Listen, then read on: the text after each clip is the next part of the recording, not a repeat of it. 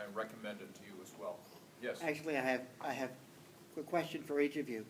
I'd like to ask you if you have considered adding to your maps the coloring in for the states which have passed 10th Amendment resolutions, which may not be marijuana friendly, a lot of the Deep South states, and seeing how close we are to having 39 states. No, I've not considered that. I'd have to look into that some more. I try to keep our stuff super specific to marijuana and not get involved in broader constitutional issues, whether it's 10th Amendment or 4th Amendment or even broader drug policy issues, because I think it complicates the pitch that I make if I was to get broader than that. And my question for you, Judge Gray, is you think through any of these state laws there's a path in which there could be a confrontation with the federal government which would lead to a reopening of Gonzalez versus Reich? Well, Gonzalez versus Raich was a hideous case. It's the United States Supreme Court, and it is what it is. I welcome a confrontation with the federal government. I was a part of that system as a federal prosecutor, and I'm here to tell you a secret. They don't like to lose. So the bottom line of all of that is, if they're going to prosecute somebody in Colorado, Washington, or otherwise that is involved with a state-sanctioned activity, they're going to have to go to a jury of people from that state, and the state's going to look, the juror's going to look at them like bullies, and they're going to lose. And I think they know that. So the faster we get that addressed, the better. So I hope so, and I think they'll back off, and that will bring on some understanding throughout the country that the federal government has no business involved in this whatsoever. And by the way, are you aware that when we finally came to our senses and repealed alcohol prohibition, we did not say that now Texas or Alabama or whatever will serve alcohol? Didn't say anything of the kind. All we said was the federal government's role now is reduced to assisting each state in enforcing its chosen laws. So if you're going to import beer into Texas and it's illegal, then that can be a federal issue as well, but otherwise get the federal government out of it. That's precisely where we should go with regard to the repeal of drug prohibition. Yes? I understand marijuana is a Schedule I drug. What would happen if it was lowered or taken off that schedule? Yeah, it is a Schedule I substance, meaning it has absolutely no medicinal value whatsoever. Talk about hypocrisy. That's about the height of it. Off the subject, I'm trying to coin a new word. Please help me. It's called a swaggart, and that means somebody that's beyond hypocrisy, somebody that is preaching one thing and quietly doing the other. J. Edgar Hoover is probably the biggest swaggart I can think of, but so is the federal government. You heard the drug czars frequently say, oh, there's no study, good study in the United States of America showing that marijuana has viable medical usages, and you know what? They're right. However, it's the federal government that controls the marijuana and simply flat out will not allow the studies to take place. The federal government is a swaggart, okay? That's, we'll approach this. Otherwise, yes, it is, as I understand it, the President of the United States is empowered by the Controlled Substances Act to decide which schedule or which drug belongs in which schedule. He has delegated that to the head of the DEA, and so I was actually on the O'Reilly factor one time where Asa Hutchinson, not my favorite person in the world, had just been nominated and affirmed to be the head of the DEA, and I got him to acknowledge on the O'Reilly factor that yes, it would be appropriate instead for the Surgeon General to make this medical decision instead of a police officer, but all it takes is a stroke of a pen, and we don't have any leadership in Washington that haven't done it, but yes. As a matter of law, I would say that it's important not to focus on the rescheduling of marijuana. Of course, as Jim said, it's ridiculous that marijuana is in Schedule I. It's not true that marijuana has no medical value, etc. So obviously it should be moved out of Schedule I. It's just a matter of intellectual honesty. However, that's not where our focus should be, because if marijuana were rescheduled today to Schedule II, it doesn't mean that it would be prescribed in pharmacies. It wouldn't change the penalties at all. If you look in the U.S. Code, it doesn't say marijuana gives you a prison sentence because it's in Schedule I. What the U.S. Code says is marijuana possession gives you a penalty of up to 1 year in prison. And growing 100 marijuana plants gives you a 5-year mandatory minimum. If you look at the penalties for marijuana in federal law, it's not because it's in Schedule 1, it's because it just says marijuana this gives you this penalty, marijuana that gives you this penalty. So when you're talking about federal law, it's important as leaders of this movement to not talk about rescheduling because it's kind of obtuse and misses the point. What you should talk about is removing prison time for marijuana. Yeah. And then delegating to the states to see what they want to do. You can skip the whole rescheduling conversation because it's an ancillary side topic. In the back, yes?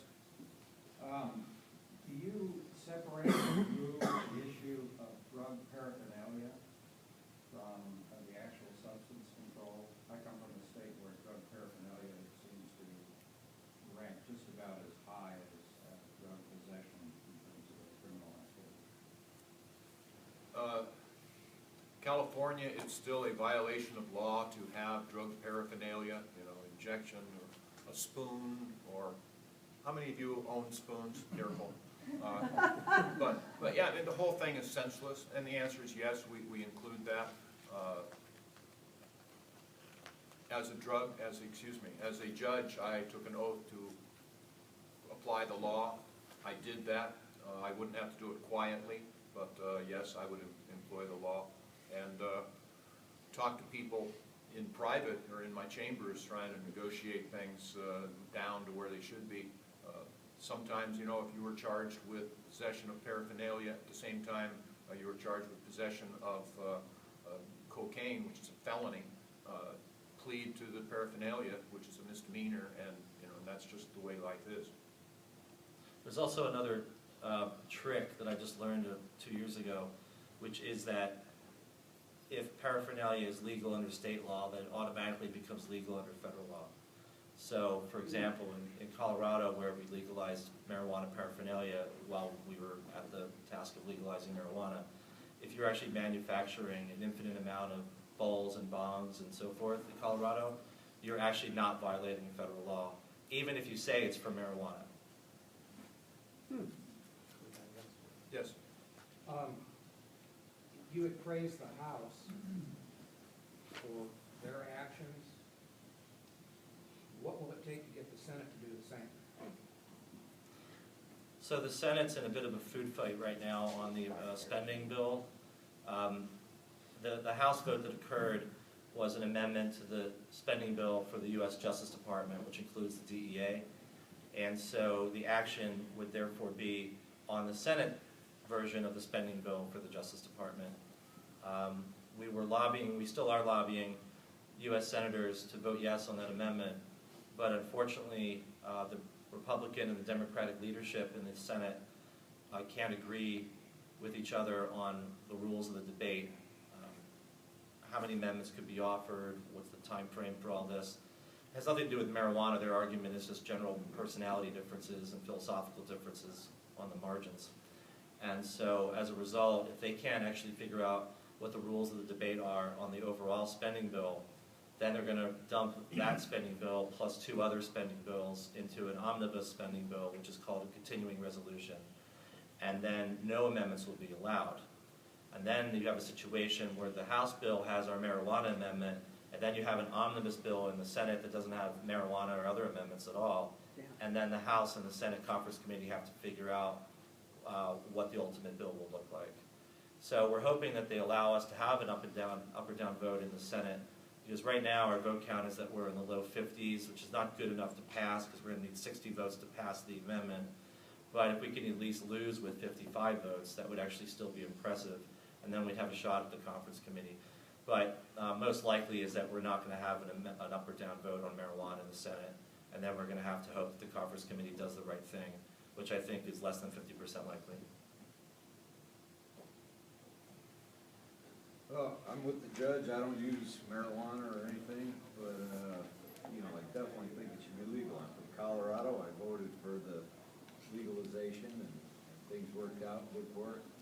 And one thing that I see is the monies that the industry has brought to the marketplace is excellent. But the money that's lost in the states that don't have it, to the black markets, the cartels, I think that's probably one of the most important issues is, you know, let's put that into our trade money instead of sending it out of the country to cartels and evil doers. First of all, I really commend your wearing apparel. I think that it's a good fashion statement. Secondly, in California. Come on. Secondly, we did try to put an initiative on the ballot in California in 2012 called Regulate Marijuana Like Wine. It was all set to go, except we just didn't get the funding. But it did go through the Attorney General's office, and we got the language from the Attorney General office that would have been a description of the initiative had we gotten it on the ballot, and it ensured its victory. The reason I'm bringing it up here is the Attorney General said if this Regulate Marijuana Like Wine initiative passes, we will save tens of millions of dollars a year in enforcement costs in California alone, and generate hundreds of millions of dollars in revenue. Yes. And that would have ensured its passage.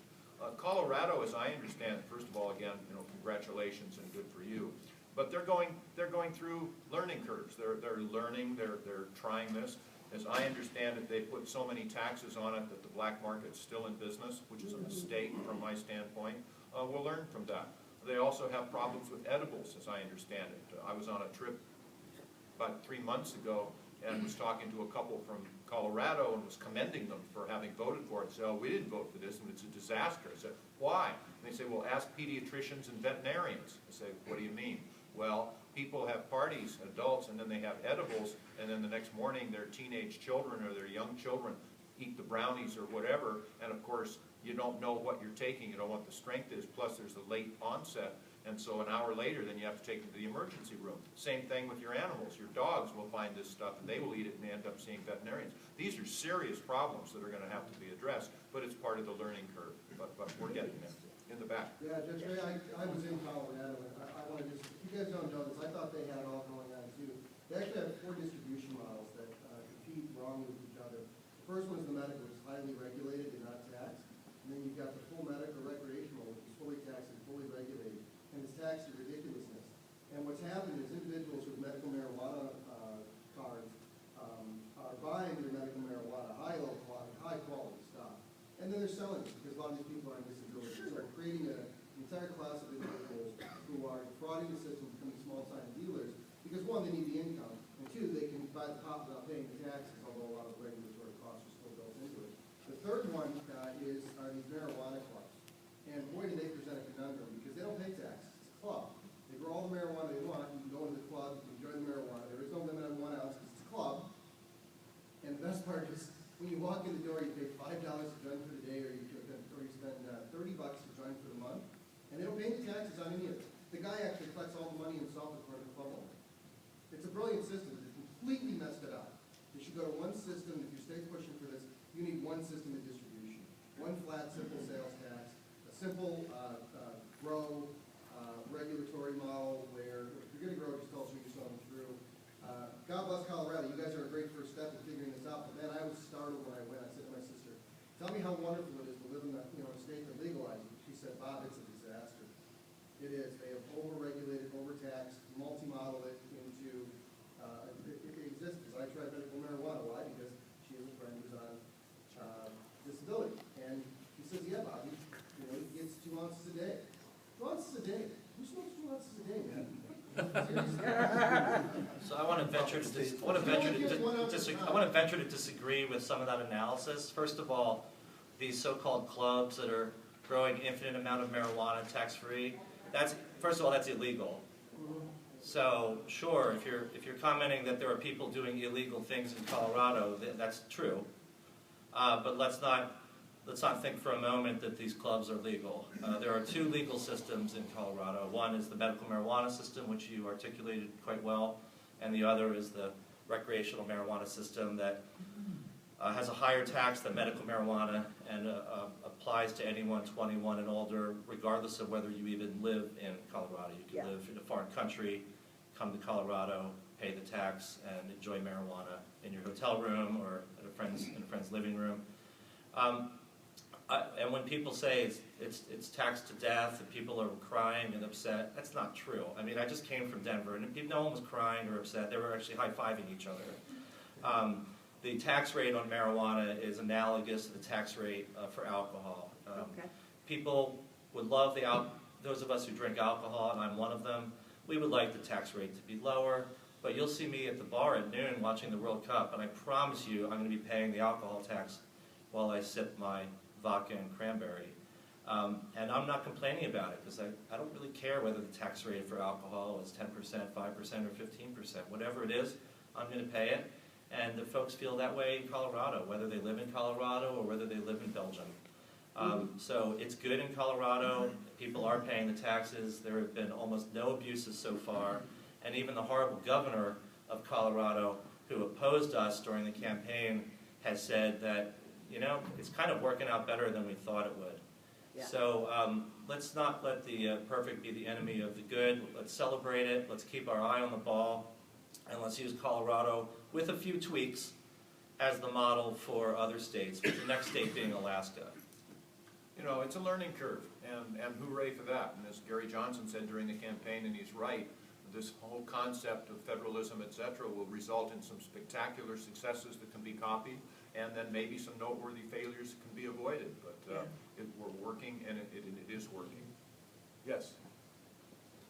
Yes, I'm from Washington State, and as most of you know, we have legalized recreational marijuana. However, one thing that most people don't realize is that our legislature attempted, after that was passed, to put further restrictions on medical marijuana and force those people to live by the recreational rules. Fortunately, they lost, but that's an issue that needs to be addressed in these states as well, I believe. And you're right. And you're right. Again, it's a laboratory. Let's figure out what works. And again, what may work in Rhode Island may not work in Oklahoma, and that's a good thing too. But certainly, yes. There's I don't think he's in this room, but there's a public defender from Colorado near Denver who's here at this meeting who told me a couple of nights ago that there's been 3 effects from legalization of marijuana. And maybe it's a little too soon to really put much statistical significance to it, but the murder rate's down, the violent crime rate is down, and the money for schools is up. Yeah, terrible things, aren't they? It's awful. Oh, It's yeah, just imagine. awful. Yes, in the back? I'd be interested in your comments about quantity in this issue. It always seems to be a part of the discussion whether or not 0.2 ounces, 3 ounces, or 14 tons is a My personal view is treat marijuana like wine. So is there a limit as to how many cases of wine you can buy? No. Same deal. Can you grow your own? Well, yeah, I can grow my own grapes. How many people here are going to go home and raise tomatoes? You know, you could, okay, well, more than I thought, but you know, you can, but most people are not going to go to the trouble. So you treat it, in effect, I wouldn't have any restrictions on the marijuana. I don't think Rob would either, but that should be an individual choice.